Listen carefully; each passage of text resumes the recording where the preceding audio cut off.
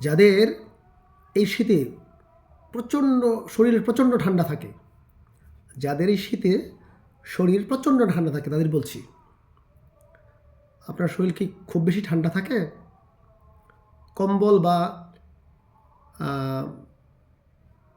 বা ল্যাপের নিচে গেলেও শরীর গরম হয় না?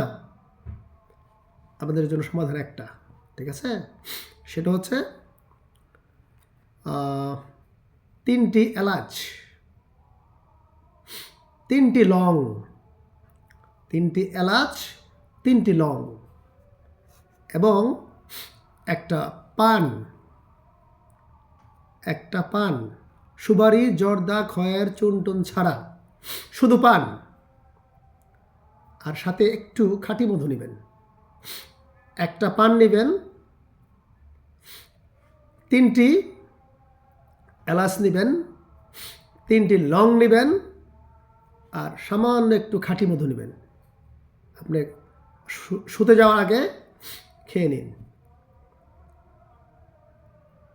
আল্লাহর রহমতে অবশ্যই সারা রাত আপনার শরীর গরম থাকবে, শরীর কিছুতেই ঠান্ডা হবে না। ধন্যবাদ সবাইকে।